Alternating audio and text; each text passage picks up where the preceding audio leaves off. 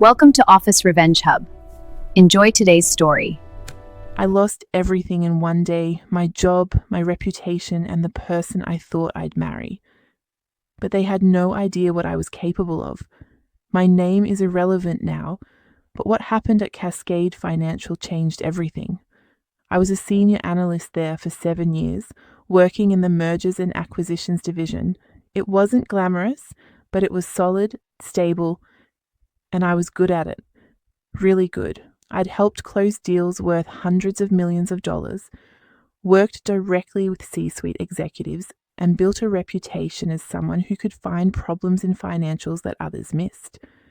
Cascade Financial was a mid-tier investment firm in Chicago, specializing in private equity deals for healthcare and technology companies.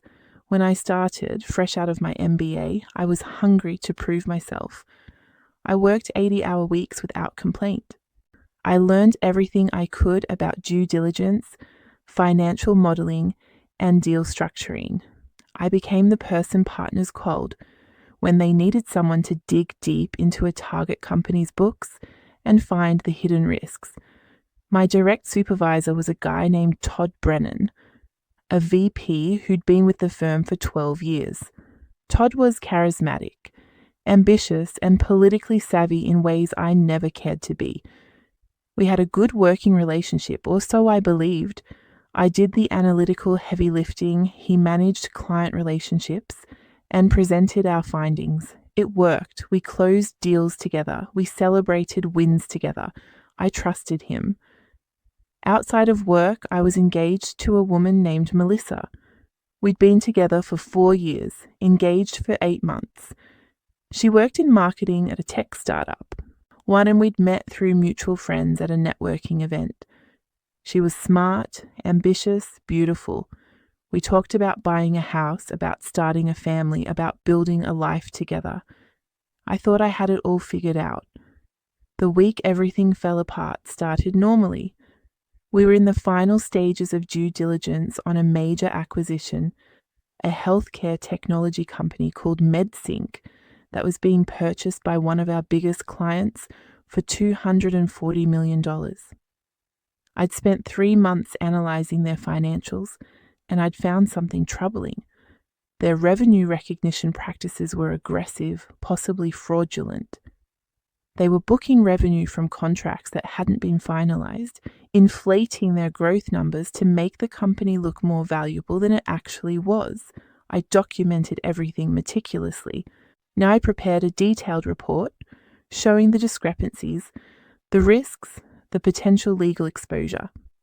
I recommended that our client either renegotiate the purchase price downward by at least 30% or walk away from the deal entirely. It was solid analysis, backed by evidence, the kind of work that had made my reputation. I presented my findings to Todd on a Monday morning. We met in his office and I walked him through the report page by page. He listened without interrupting, his expression neutral. When I finished, he leaned back in his chair and was quiet for a long moment. "This is going to kill the deal," he said finally. "Maybe, but that's not our problem. Our job is to tell the client the truth. Our job is to close deals. That's how we make money. That's how we keep our jobs." I stared at him. "Wow, we can't tell them to buy a company that's cooking its books. That's a lawsuit waiting to happen." "You don't know they're cooking their books. You found some aggressive accounting. That's not the same thing." "Todd, they're recognizing revenue from unsigned contracts. That's not aggressive. That's fraudulent." He stood up and walked to the window, looking out at the Chicago skyline. "Here's what's going to happen. You're going to revise this report. You're going to tone down the language, present the revenue recognition issues as a minor concern rather than a deal breaker, and you're going to recommend that we proceed with perhaps a 5 to 10% price adjustment." "I'm not doing that. That's lying to the client." "It's not lying, it's framing. It's presenting the information in a way that doesn't torpedo a deal everyone wants to happen. Everyone except me, apparently." Todd turned to face me. You need to think about your career here. You're good at what you do, but you're not indispensable. The partners want this deal to close. The client wants this deal to close. If you're the person who kills it over some accounting technicalities, you'll be remembered as difficult to work with, unreliable. I'll be remembered as honest. You'll be remembered as unemployed. The threat hung in the air between us. I took my report and left his office without another word. I spent the rest of the day agonizing over what to do. I could revise the report like Todd wanted, compromise my integrity but keep my job. Or I could stand my ground, do the right thing and risk everything. I called Melissa during lunch and told her what was happening. "What are you going to do?" she asked. "I don't know. If I don't change the report, Todd might fire me. But if I do change it, I'm complicit in pushing through a bad deal." "Can you talk to someone above Todd, like a managing partner?" "Maybe, but Todd has relationships there. They might side with him." "You have to do what you think is right," she said. "But we have a wedding to pay for. We have a down payment we're saving for. Just keep that in mind." Her words stung more than I expected. I understood the practical concerns, but I'd hoped she'd tell me to stand firm, to do the ethical thing regardless of consequences. Instead, she'd reminded me of our financial obligations, the life we were planning, the things we'd lose if I lost my job. That evening, I decided to go over Todd's head. I requested a meeting with Gerald Hutchins, one of the senior managing partners. Gerald had been at Cascade Financial for 25 years, and he had a reputation for integrity. If anyone would support me, it would be him. We met the next morning, Tuesday. I brought my full report and walked Gerald through everything I'd found. He listened carefully, asked good questions, and seemed genuinely concerned about the issues I'd raised. "This is thorough work," he said when I finished. "But Todd's right that this will likely kill the deal. Are you certain about these findings?" "Completely certain." "And you've discussed this with Todd?" "Yes, he wants me to revise the report to downplay the concerns." Gerald's expression hardened slightly. "Yeah, did he explicitly tell you to misrepresent your findings?" I hesitated. Todd had been careful with his language. He told me to frame things differently, to present the issues as minor rather than deal-breaking. "I see." Gerald closed my report and handed it back to me. "Let me talk to Todd and to the deal team.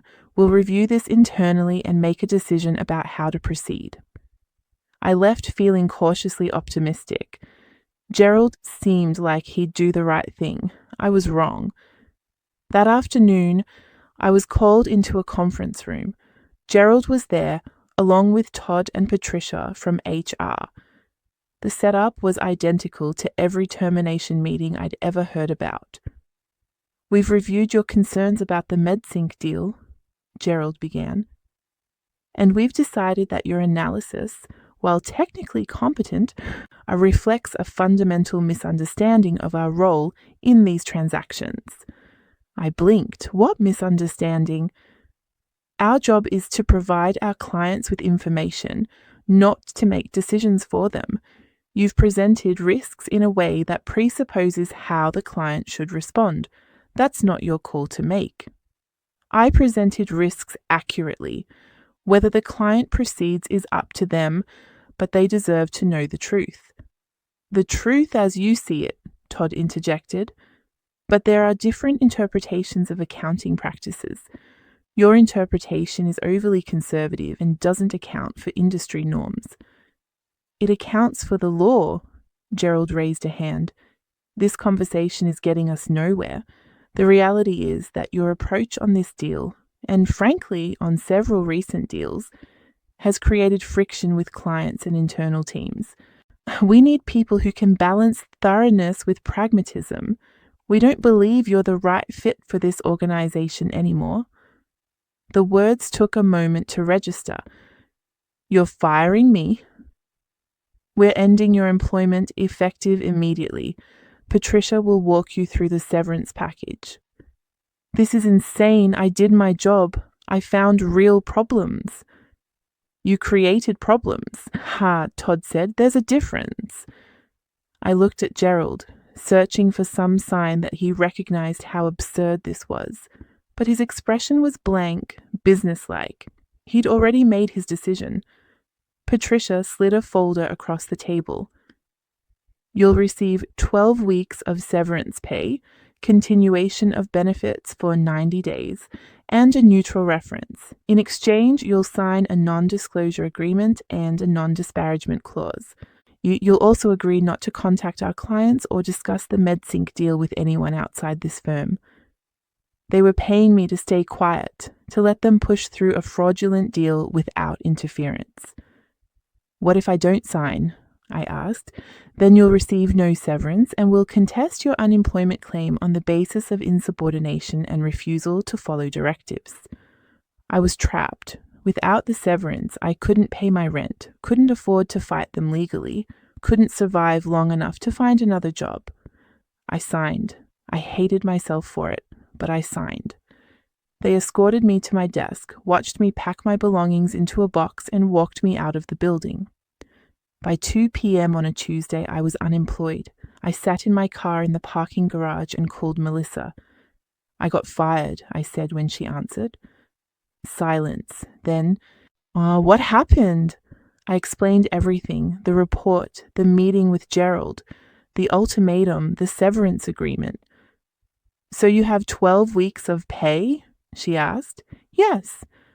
Okay, that's something. You'll find another job. Her tone was flat, distant, not comforting, not supportive, just practical. Can I come over? I asked. I don't want to be alone right now. I'm at work. I have a big presentation this afternoon. Can we talk tonight? Yeah, okay. We hung up and I drove home to my empty apartment. I sat on my couch and stared at the wall, trying to process what had just happened. I'd been fired for doing my job correctly, for being ethical, for refusing to lie. The unfairness of it was suffocating. That evening, I went to Melissa's apartment. She lived in a nicer building than mine, a high-rise with a doorman and city views. I'd helped her move in 6 months earlier, imagining that we'd eventually combine our households, that this temporary separation was just a practical arrangement until we were married. She opened the door looking tired. Hey, she said, hey. We sat on her couch and I started to tell her more about what had happened, about how betrayed I felt, about how scared I was about finding another job in an industry where reputation mattered and word traveled fast. She listened, but I could tell she wasn't really present. Her mind was somewhere else. Are you okay? I finally asked. She took a deep breath. I need to tell you something. My stomach dropped. What? I've been thinking a lot about us, about our relationship, about the wedding. Okay. I don't think I can do this anymore. The words didn't make sense at first. Do what? This, us, the engagement. I don't think I want to get married. I felt like I'd been punched. What are you talking about? Where is this coming from? It's been building for a while. We want different things. We have different priorities. Today just made it clear. Today, I lost my job today and you're breaking up with me? I'm sorry, the timing is terrible, but I can't pretend anymore. You're unemployed, you're going to be stressed and probably depressed, and I can't handle being the one who has to carry us through this. I can't be responsible for your happiness and stability. I never asked you to be responsible for my happiness. I just needed support. One day of support. And I can't give it to you. I'm sorry, I really am. But I need to focus on my own life, my own career. I can't be dragged down by your choices. My choices? I got fired for refusing to commit fraud. You got fired for being inflexible, for not being able to navigate office politics, for prioritizing some abstract principle over your actual life. I stared at her, this person I'd thought I knew, thought I loved, thought loved me. She was a stranger. "I'm giving you back the ring," she said, pulling it off her finger and setting it on the coffee table between us. "I think you should leave." I picked up the ring, slipped it into my pocket, and walked out. I didn't argue, didn't beg, didn't try to change her mind. What was the point? She'd already decided, probably days or weeks ago. My termination had just given her an excuse to execute a plan she'd already made. I drove home in a daze. In less than 12 hours, I'd lost my job and my fiancé. My entire life had imploded. The next few weeks were the darkest of my life.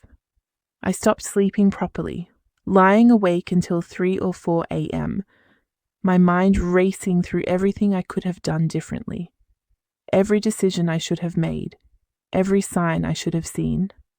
I replayed the meeting with Gerald obsessively, searching for the right words that might have changed the outcome. I reread Melissa's text from the weeks before the breakup, looking for clues I'd missed, warnings I'd ignored. I stopped eating regularly. Food lost its appeal.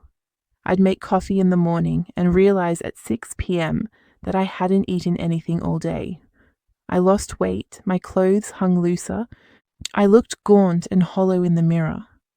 I applied for jobs mechanically, sending out resumes to positions I was overqualified for, positions that paid half what I'd been making, positions I didn't even want.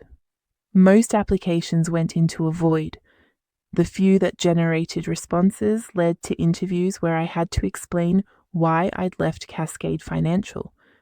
I stuck to the script, mutual parting of ways, seeking new opportunities, looking for better cultural fit. But hiring managers could smell the desperation, the defeat. They moved on to other candidates. My savings dwindled. Rent, student loans, credit card bills. The engagement ring I'd bought and could no longer return. The severance helped, but it wouldn't last forever. I started drinking more. Nothing catastrophic, just a drink in the evening to quiet my thoughts, to make the loneliness bearable.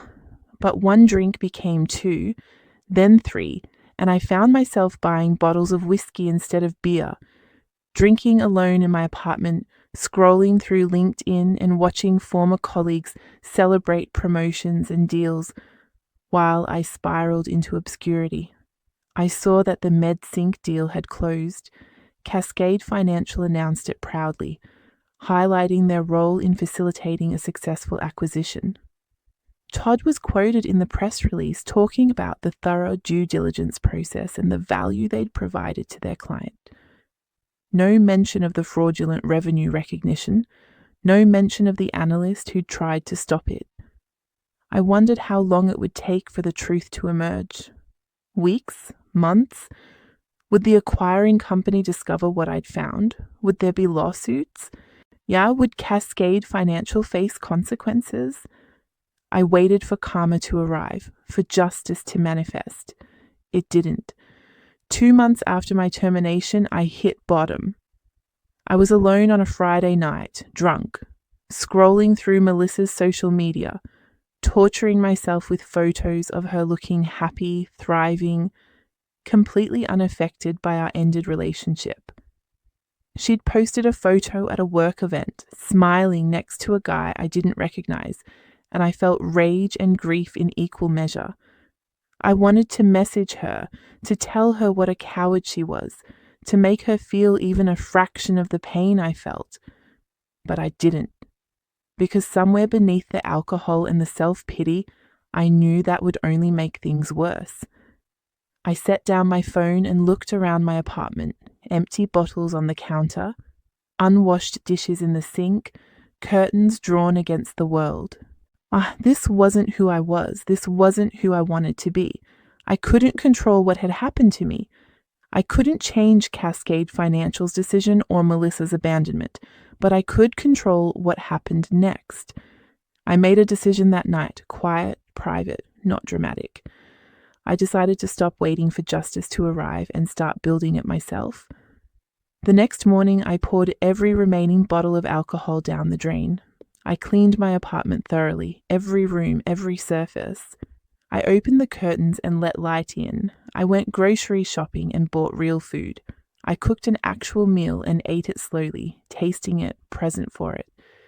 Then I started planning. I couldn't work in traditional finance anymore, not with Cascade Financial's shadow hanging over me, not with the informal whisper networks that made job searches impossible once you'd been fired from a prominent firm. But I still had skills. I still had knowledge. I just needed to apply them differently. I started researching forensic accounting. It was adjacent to what I'd done at Cascade Financial. Finding problems in financial statements, identifying fraud, but the clients were different. Law firms, regulatory agencies, companies conducting internal investigations. They didn't care about my termination from Cascade Financial. They cared about whether I could find needles in haystacks. I enrolled in a certification program for fraud examination. It was intensive, expensive, and exactly what I needed. I studied 12 hours a day, losing myself in coursework about fraud schemes, investigative techniques, legal standards. It gave me purpose, direction, a path forward. I reached out to former colleagues from business school, people who'd gone into law or consulting or regulatory work instead of investment banking. I was careful, strategic about it, not desperate. Not asking for handouts, just reconnecting, rebuilding relationships, letting people know I was pivoting into forensic accounting. One of those contacts, a woman named Jennifer, who worked at a law firm specializing in securities litigation, mentioned that they were looking for a forensic accountant to work on a case pro bono. The pay was minimal, barely enough to cover my time, but it was experience. It was a start. The case involved a small biotech company whose executives had allegedly inflated trial results to boost their stock price before selling their shares.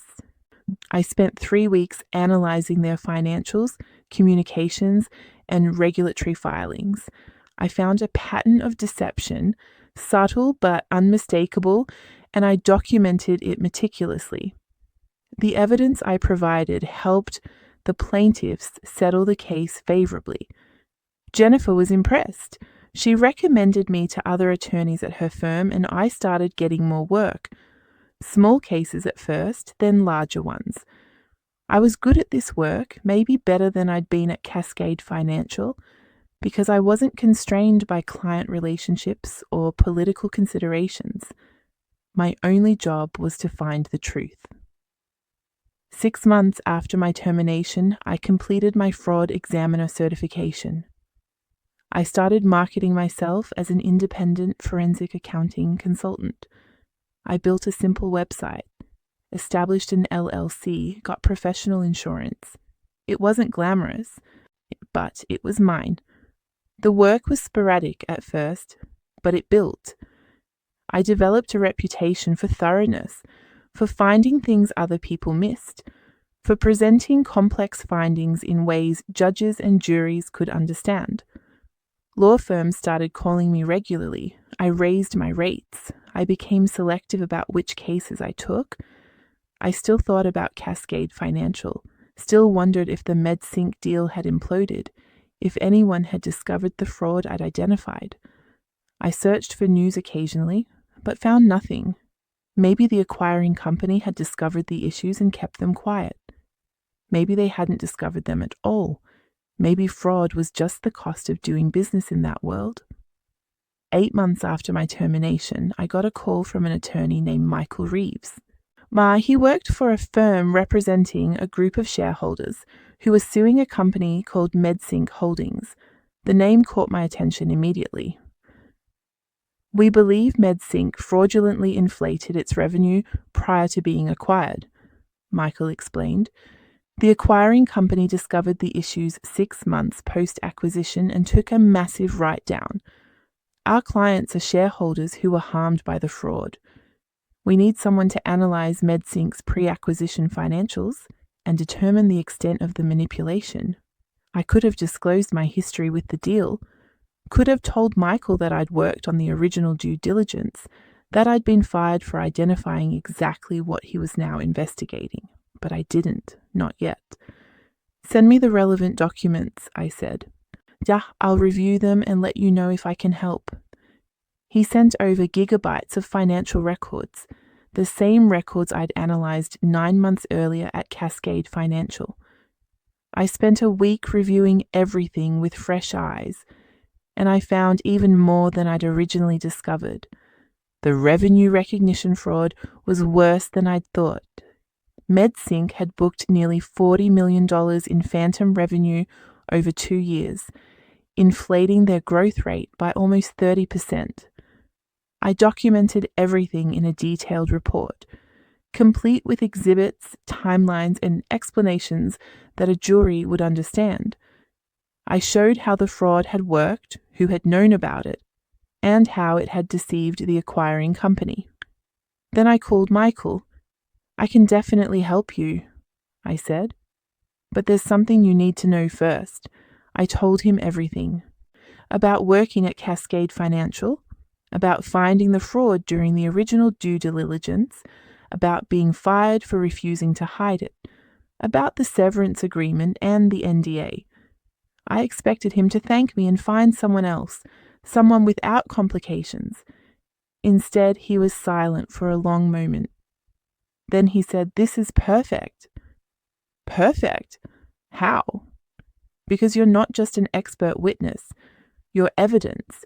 You tried to stop this fraud before it harmed anyone, and you were fired for it. That establishes knowledge and intent. It shows that people at Cascade Financial knew about the problems and buried them anyway. I signed an NDA. NDAs don't cover fraud. If Cascade Financial participated in covering up MedSync's fraudulent financials, that NDA is worthless. We can pierce it. My heart started racing. Are you saying Cascade Financial could be liable? If we can prove they knew about the fraud and misrepresented their findings to their client, absolutely. They had a fiduciary duty to provide accurate due diligence. If they breached that duty, they're on the hook. This was bigger than I'd imagined. This wasn't just about MedSync anymore. This was about holding Cascade Financial accountable. I'll need to depose you, Michael continued.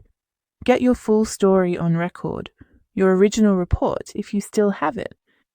Any communications with your supervisor about the deal. Everything. I still had everything. I'd backed up my files before they terminated my access, stored everything in personal cloud storage, the original report, email threads with Todd, notes from my meeting with Gerald, all of it. I have it all, I said. Good. Let's move forward. Over the next 3 months, I worked on the MedSync case intensively. I refined my analysis, prepared exhibits, and sat for a deposition that lasted 8 hours. I explained what I'd found, how I'd been pressured to hide it, how I'd been fired for refusing. Todd was deposed. Gerald was deposed. Both of them denied any knowledge of fraud, claimed my analysis had been overly conservative, insisted they'd acted in good faith, but the evidence contradicted them. My original report showed clear fraud. My contemporaneous emails showed them pressuring me to hide it. Cascade Financial tried to fight the lawsuit, claiming they'd relied on MedSync's representations, that they'd done reasonable due diligence, that they couldn't be held responsible for fraud they didn't commit. But I'd proven they'd known about the fraud and buried it. That made them complicit. The case settled 6 months before trial. The terms were confidential, but Michael told me privately that Cascade Financial paid a significant portion of the settlement. Enough to hurt. Enough to matter. More importantly, the case generated publicity. Business journals covered it. Legal publications analyzed it. My name appeared in articles as the whistleblower who tried to stop the fraud and been fired for it. I became known in forensic accounting circles as someone with integrity, someone who'd sacrificed their career to do the right thing. The irony wasn't lost on me. The thing that had destroyed my life at Cascade Financial had become my greatest professional asset. My consulting practice exploded. I had more work than I could handle. Your high-profile cases, complex frauds, significant fees. I hired an assistant, then an associate, then 2 more associates.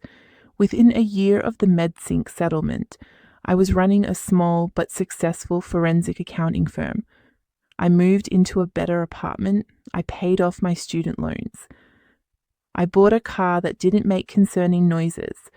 I traveled not for work, but for pleasure, to places I'd always wanted to see but never had time for when I was killing myself for Cascade Financial. I was happier than I'd been in years, not because of the money, though that helped, not because of the success, though that was satisfying, but because I was doing work that mattered, work that aligned with my values, work where integrity was an asset rather than a liability. 14 months after my termination from Cascade Financial, I received an email from Todd. The subject line read, "Catching up." I stared at it for a full minute before opening it. The email was friendly, casual, asking how I was doing, mentioning he'd seen my name in articles about the MedSync case, suggesting we grab coffee sometime to catch up. No mention of my firing, no acknowledgement of his role in it, just a breezy message like, we were old colleagues who'd drifted apart naturally. I showed the email to my business attorney, a woman named Sarah, who'd helped me navigate various legal issues as my practice grew. "What do you think he wants?" I asked. She read it and laughed. "He wants to hire you, or he wants information. Probably both." Why would he want to hire me? Because Cascade Financial is probably facing scrutiny from regulators after the MedSync settlement. They need someone credible to help them clean up their processes, demonstrate they're taking compliance seriously. Who better than the guy they fired for being too ethical? The thought made me nauseous. There's no amount of money that would make me work for them again. Then don't respond, or respond and hear him out, then decline. Either way, you hold all the cards here. I didn't respond immediately. I let the email sit in my inbox for 3 days while I considered my options. Part of me wanted to ignore it entirely. Part of me wanted to respond with everything I really thought about Todd, about Cascade Financial, about how they'd treated me. Part of me was just curious about what he wanted. Finally, I sent a brief reply. "I'm doing well, thanks. I'm pretty busy with my practice, but I could meet briefly next week if you have something specific you want to discuss." We met at a coffee shop, downtown, neutral territory. Todd arrived looking older, more stressed than I remembered. The easy confidence he'd always carried seemed diminished. "Thanks for meeting," he said as we sat down. "Of course, what did you want to talk about?" He took a sip of his coffee, buying time. "I've been following your career, the MedSync case, the other work you've been doing. You've done really well for yourself. Thanks. I wanted to reach out because Cascade Financial is going through some changes. We're implementing new compliance procedures, strengthening our due diligence protocols. We're looking for an external consultant to help us develop these new systems. Someone with credibility and expertise in fraud detection." There it was. "You want to hire me. We want to hire your firm. Yes, it would be a significant engagement, well compensated, high profile. It would be good for both of us." I laughed, a genuine laugh that seemed to catch Todd off guard. "Todd, you fired me for doing exactly what you now want to pay me to do. You destroyed my career because I wouldn't lie about fraud, and now you want me to help you look ethical. What happened before was unfortunate, but it's in the past. This is a chance for a fresh start. For you, maybe. For me, it was never about starting fresh with Cascade Financial. It was about moving on completely. We're willing to pay top rates, $200 an hour. It's a guaranteed minimum of 200 hours. $40,000 for helping the company that had ruined my life save face. The old me, the desperate, unemployed me from a year ago, would have been tempted. The current me felt nothing but contempt. I charge $400 an hour now, I said, and I'm selective about my clients. I only work with organizations I respect. Cascade Financial doesn't qualify. Todd's expression hardened. You're still angry about being let go. I get that, but holding a grudge isn't professional. I'm not holding a grudge. I'm making a business decision. Your firm has proven that it values politics over ethics, client relationships over truth, and self-preservation over integrity. Those aren't values I want to associate my business with. So no, I won't help you. You're making a mistake. We could send a lot of business your way. I have plenty of business from clients who didn't fire me for being honest. I stood up to leave, but Todd spoke again.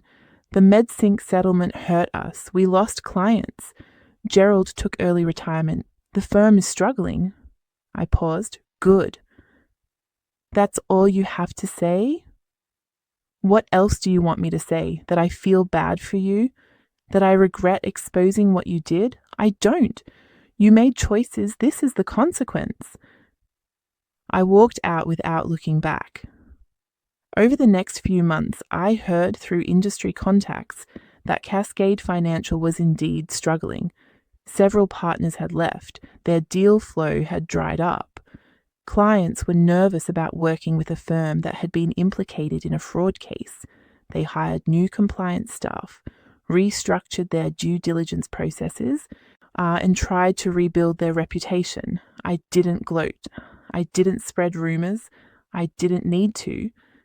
The truth had a way of spreading on its own. My firm continued growing.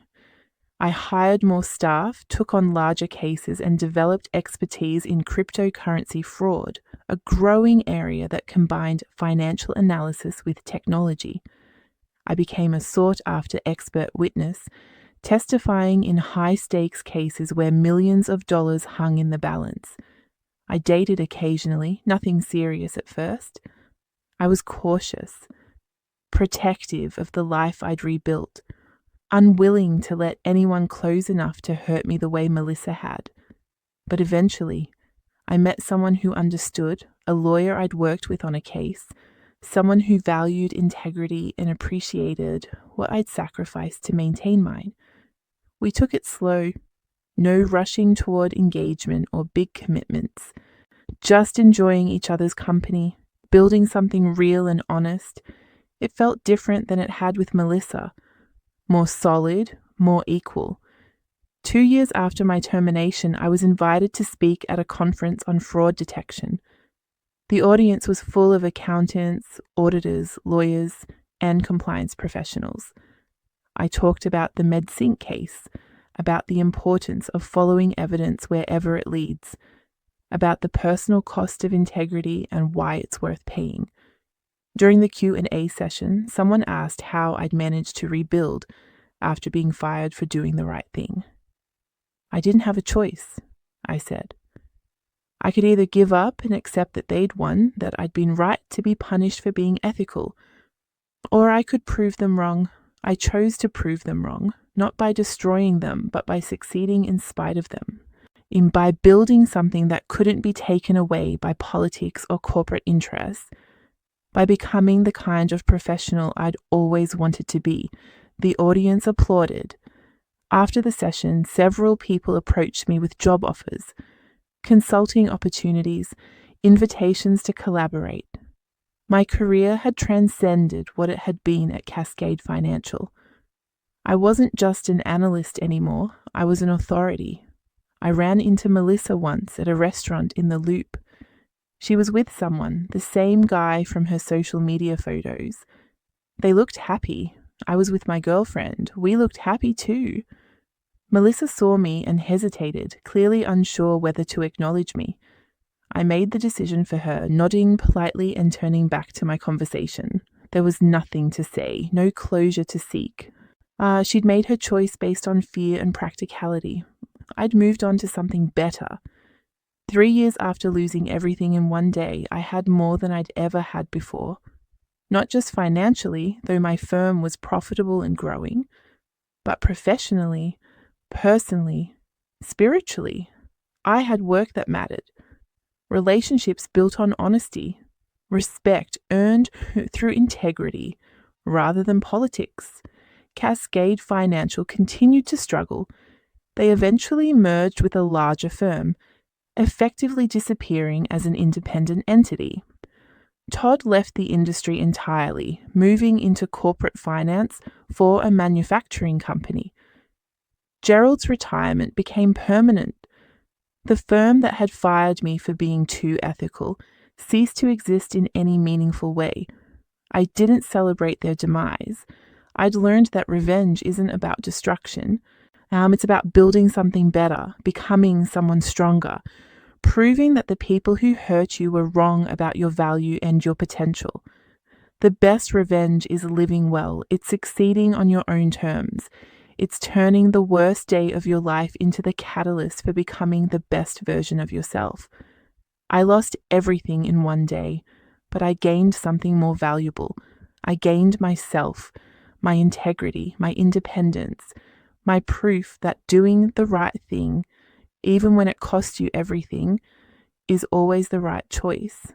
Because they can take your job, they can take your relationship, they can take your stability and security, but they can't take your values unless you let them, and I never did. If you've ever been betrayed at work, you're not alone. Where are you watching from right now? Drop it in the comments. Subscribe to Office Revenge Hub for more powerful workplace revenge stories.